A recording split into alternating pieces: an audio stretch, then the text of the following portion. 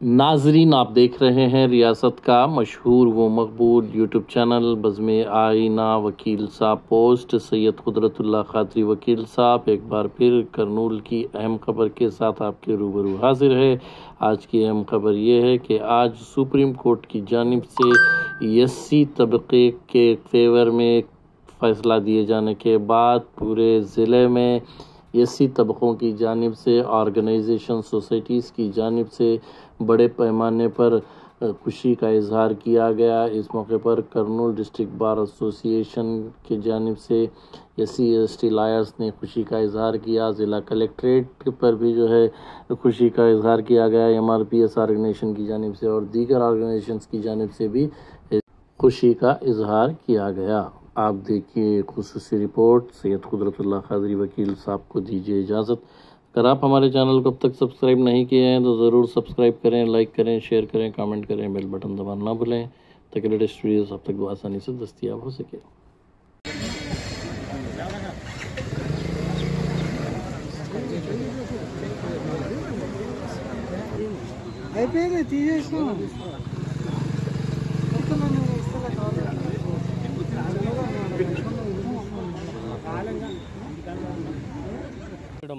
మాదిగలకు చాలా మేమంతా అభినందన తెలపరుస్తున్నాం. ఏది ఏమైనప్పటికీ ఈ దేశంలో ఒక స్పష్టమైనటువంటి రాజ్యాంగ పరిధిలో ఉన్నటువంటి ఎవరైతే బలహీనులుగా గుర్తించబడినటువంటి కులాలు ఉండవో ఆ విషయంలో సామాజిక న్యాయం జరిగిందనే మా యొక్క అభ్యర్థన. మా అభ్యర్థనను గత 30 సంవత్సరాలుగా కోర్టును ఆశ్రయించి మరి వేచి చూచి ఉత్తర భారతదేశంలో దక్షిణ భారతదేశంలో మందాకృష్ణ గారి నాయకత్వం న్యాయ వ్యవస్థలో ఉన్నటువంటి సామాజిక న్యాయం ఒక కీలక అంశాన్ని ఈరోజు సుప్రీంకోర్టు వారు తీసుకుపోయిన విషయం, ఈరోజు తీర్పు మాకు అనుకూలంగా రావడము, అలాగే రాష్ట్ర ప్రభుత్వాలకి డైరెక్షన్ ఇవ్వడము మాకు చాలా అభినందనం. ఏది ఏమైనప్పటికీ భౌగోళికంగా మరి క్షుణ్ణంగా భారతదేశంలో లౌకిక బాధము అనే అంశములు ఇమిడి ఉన్నటువంటి వివిధ బలహీన వర్గాల సంబంధించినంత వరకు దామాషా ప్రకారంగా మాదిగలు భారతదేశంలో ఎక్కడైతే ఉన్నారో ఆ విధంగా దామాషా ప్రకారంగా రిజర్వేషన్ అందియాలనేసే మందాకృష్ణ గారి నాయకత్వం యొక్క మంచి ఆలోచన. ఆయన పోరాట ఫలితంగా దేశంలో ఉన్నటువంటి ఉమ్మడి ఆంధ్ర రాష్ట్రంలో ఎంతోమంది ఉద్యమాలు చేసి జైలు పాలై వాళ్ళ కృషి కొంతమంది మరణించడం జరిగింది. విద్యార్థులు మరి వాళ్ళంతా కృషి ఫలితంగా గుర్తించినందుకే ఈరోజు సుప్రీంకోర్టు 7 మంది ఉన్నటువంటి ధర్మశాస్త్రం ఒకరు తప్ప 6 మంది కీలకమైనటువంటి ఇచ్చినటువంటి తీర్పు రాష్ట్రాలకు అధికారం ఇవ్వడము మేమెంతో అభినందిస్తున్నాం. కాబట్టి అల్లు పెరిగిన పోరాటాలు చేస్తూ మాదిగలు ఊవెత్తున ఎన్నో పోరాటాలు చేస్తే ఈరోజు సుప్రీంకోర్టులో 7 మంది ధర్మస్థంతో కూడుకున్నటువంటి జడ్జిమెంటును ఈరోజు చరిత్రలో ఒక నిలిచిపోయింది. మాదిగలు సుదీర్ఘమైన పోరాటంలో సాధించిన ఫలితమే ఈరోజు సుప్రీంకోర్టు యొక్క ఫలితాలు.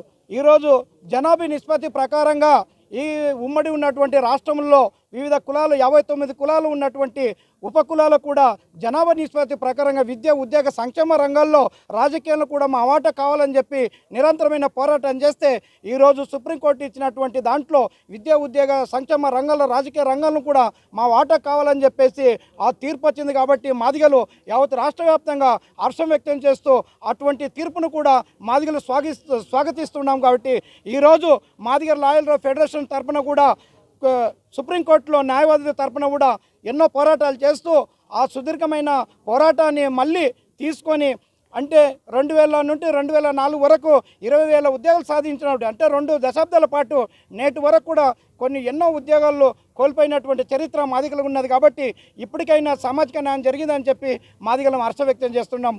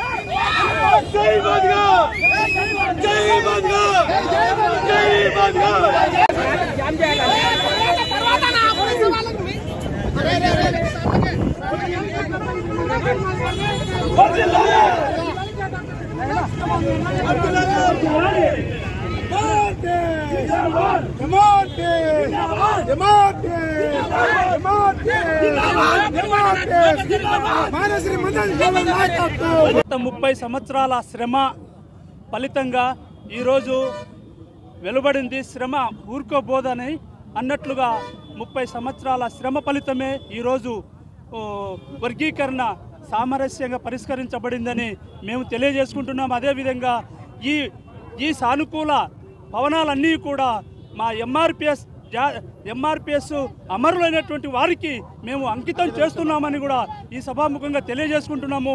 దీనికోసం ఉద్యమ నేతలు ఎందరో ఆకలి తప్పులు కూడా ఉండి ఈ విజయాన్ని సాధించుకున్నారు. కాబట్టి ఎప్పటికైనా ఏనాటికైనా కష్టం ఫలితము న్యాయమే అవుతుందన్న నిర్ధారణకు ఈరోజు నిజ నిరూపణ అయింది. కాబట్టి కేంద్రంలో ఉన్నటువంటి ప్రధానమంత్రి గారికి, రాష్ట్రంలో ఉన్నటువంటి ముఖ్యమంత్రి గారికి అందరికీ కూడా మా ఏబిసిడి వర్గీకరణ చేసినందుకు వాళ్ళకి మా బేడపుడుగ సంఘం ఎస్సీ ఉపకులాల తరపున కృతజ్ఞత అభినందనలు మేము తెలియజేసుకుంటున్నాం.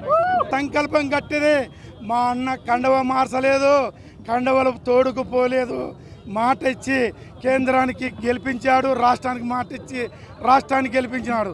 ఇక్కడ జరుగుతున్న రాష్ట్రంలో కేంద్రంలో పెద్దలు గౌరవనీయులు నరేంద్ర మోడీ గారి ఆధ్వర్యంలో, మరి ఇక్కడ ఏపీలో నారా చంద్రబాబు నాయుడు గారి నాయకత్వంలో ఏబిసిడి వర్గీకరణ మా 59 ఉపకులాల్లో 58 ఉపకులాల కష్ట జీవితం ఉందని చెప్పి తెలియపరుస్తూ ఇక్కడికి వచ్చిన నా బంధుమిత్రులకు, మాదిగ మిత్రులకే కాదు 50 మీడియా మిత్రులకు పోలీస్ శాఖ వారికి ముఖ్యంగా ధన్యవాదాలు తెలియజేసుకుంటూ మందకృష్ణ మాదిగ గారి సుదీర్ఘ పోరాటంతో ఈరోజు సుప్రీంకోర్టులో వర్గీకరణ న్యాయమైనది అని తీర్పుని సాధించడం జరిగింది.